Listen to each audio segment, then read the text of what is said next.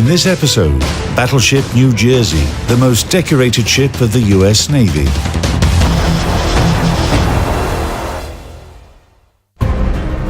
Naval battles in the beginning of the 20th century defined the evolution of warships for decades to come. The country that had the most battleship in its navy could be considered an invincible master of the seas. After World War I, the US and Japan started a true competition to build the most powerful fleet. By the end of the 1930s, US engineers designed a ship that was destined to end the era of battleships by becoming the best of them. The necessity of building new ships was caused by the Japanese assault on China in 1937. All the leading countries of the world realized that war would break out sooner or later. During these combat actions, the Americans somehow learned that the Japanese had heavy cruisers with powerful artillery armament. How could they oppose these ships? A decision was made to build battleships with specific armament and speed. In 1939, the General Council of the US Navy approved the project for a new battleship that was able to reach a speed of 33 knots. The main ship of a new class named USS Iowa was laid down in June 1940. A powerful ship with powerful armament, which had quite a high maximum speed. It would reach 33 knots according to the project. Some destroyers are this quick too. USS New Jersey became the second ship of its class. Her construction started at a Philadelphia shipyard and progressed at an unprecedented rate. But after the attack on Pearl Harbor, it was accelerated tenfold. The battleship was launched on December 7, 1942, the first anniversary of this tragic event. Total displacement, 57,500 tons. Length, about 887 feet. Beam, 108 feet 3 inches. Draft, 36 feet 1 inch. Armament, primary armament, 9 Mark 7 guns in 3 triple turrets. Caliber, 16 inches. Dual-purpose artillery, 20 Mark 12 guns and 10 coaxial Mark 28 turret mounts. Caliber, 5 inches. Anti-aircraft artillery, 20 quadruple Bofors gun mounts. 49 0.8-inch Mark 2, 3, 4 Oerlikon autocannons. Air Group, 3 Vought OS-2U Kingfisher floatplanes. Armor, main belt, 12.1 inches. Primary armament turrets, up to 18.7 inches. Conning tower, up to 17.3 inches. Maximum speed, up to 32 knots. Range, 20,150 nautical miles.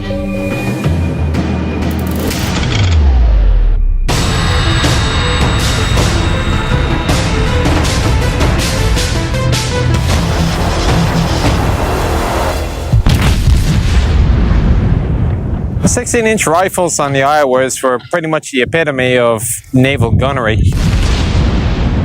Beneath me, where I'm standing, there's several decks of ammunition handling, powder handling, and just motors to keep the entire turret running around. This is a 1,700-ton turret mechanism that I'm standing on. A powder magazine with 110-pound powder charges in silk bags was located in the lowest compartments, adjacent to the stationary part of a turret. They were transported to the loading compartment through a system of conveyors and elevators. So this arrow goes to red. That lets me know there's a bag here. I'm going to open this. The bag will come out, and then I'm going to roll the bag into here. And I'm going to let them know on the other side that there's a bag in that hole, in that scuttle. The sailors here would stay here, and the sailors in there would stay in there. But let me show you how all this works.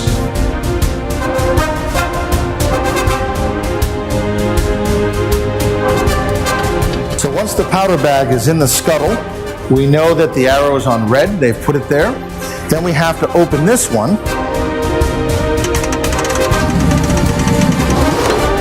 Brings out the 110-pound powder bag, and then the sailors would have to lift it and then put it right in here onto this tray.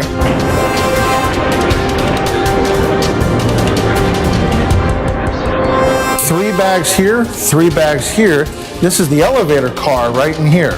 When the elevator car came down, they would push in all 6 bags into the elevator car, and then the car would bring the bags up to the gun house so they could be put into the rifle. Munitions themselves can vary in design, usually depending on the size of the ammunition. So 16-inch shells, similar to this, you could not have a single cartridge of that size. It would just be too heavy, too unwieldy. As it is, these things are pretty much a ton in weight. So you have to load the projectiles separately to the propellants. First of all, a shell should have been inserted into the gun barrel. Shells were stored in a 2-storied annular magazine inside the turret's barbette. A separate hoist was used to feed them. Normally be slid over to the hoist. Once it's placed in there, a hoist operator would use this handle, pushing it all the way over, causing the projectile to go up.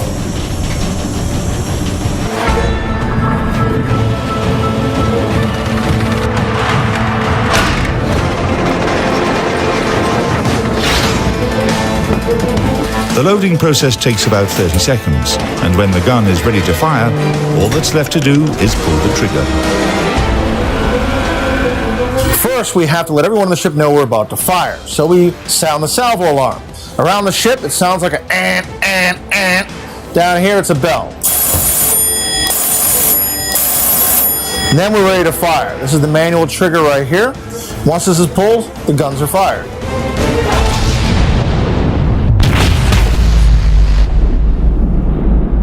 Ultimately, though, the design simply comes down to a really, really big version of your 7.62 rifle that you have at home.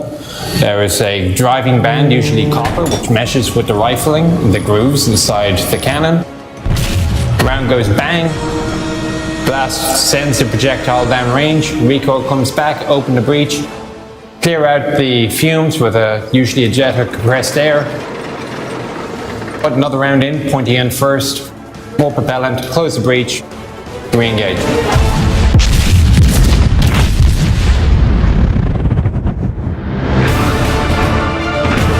Mark 7 guns installed on New Jersey were considerably more powerful than the previous model, Mark 6. They had the same diameter of 16 inches, but the barrel of Mark 7 guns was longer, which increased the muzzle velocity of shells and, accordingly, its destructive potential.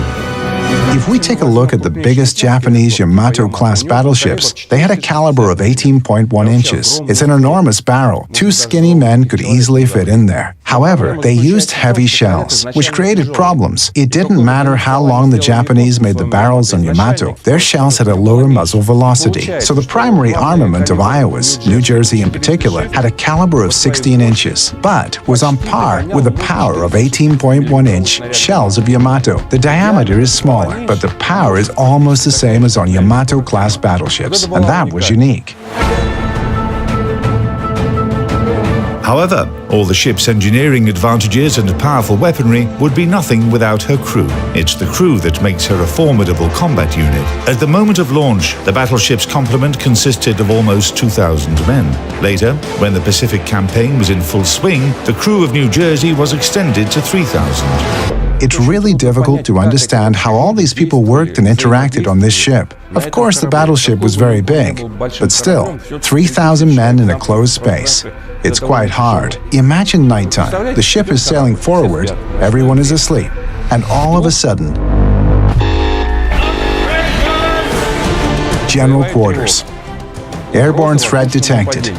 People wake up and they don't even understand what's happening. They run reflexively without needing to think about where they're going. And it's all very simple. On the starboard side, you run to the bow. And on the port side, you run to the aft. And there are many airlocks in the way. And sailors are running one after another, going up and down the stairs. And the first few minutes look like complete chaos. However, in just 2 or 3 minutes, everything is calm. The ship is in complete order. Nobody is running. All men are at their battle stations. Everyone is already at their post and ready to carry out their duties. And then comes the battle.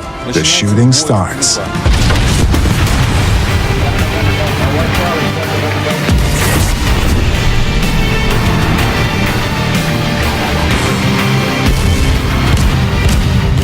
You have to stay at your battle station until you receive the order to leave it. If there is no such order, you have to fight, shoot, and hold your position. And all 3,000 men know this drill. That's a battleship for you.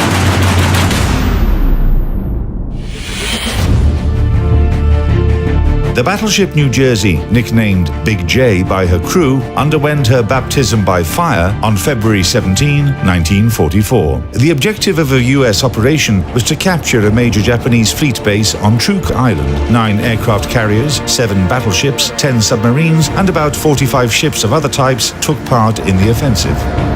When any major combat formations are on the move, an avant-garde is always assigned. The advance guard, screening, reconnaissance, and so on. 2 battleships were assigned on the avant-garde.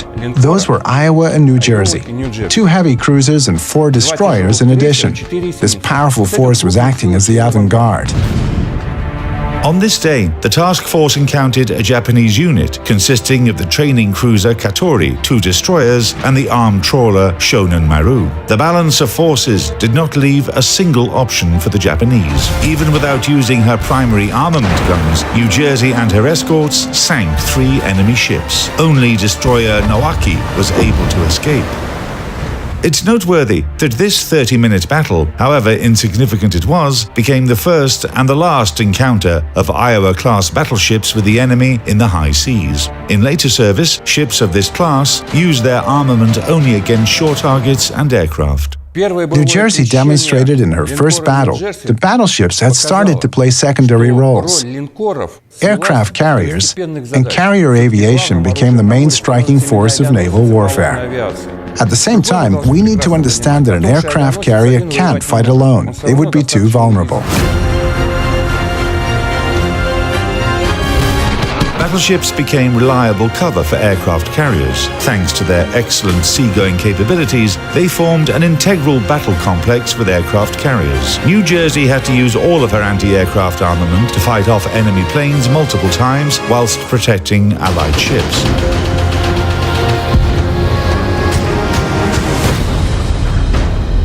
If you watch newsreels from that time, you'll see that the whole sky is covered with bursts. Let's ask ourselves, where did these bursts come from? Who was shooting? It was battleships that provided the main protection against the airborne threat. They took positions around carrier task forces, or were assigned to separate tactical groups in the main direction, and that became their primary objective.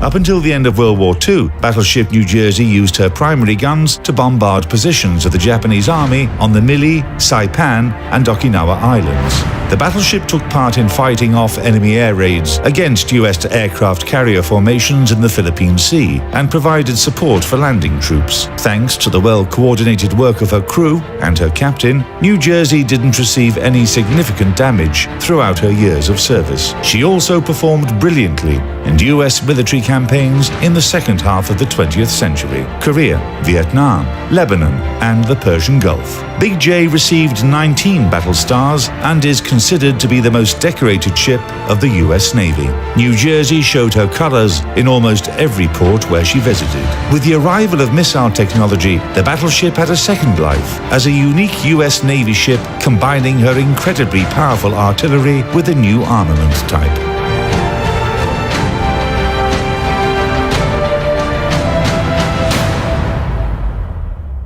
The Iowa-class battleships have a unique fate. They began service in 1944 and were officially decommissioned by the U.S. Navy in only 2012.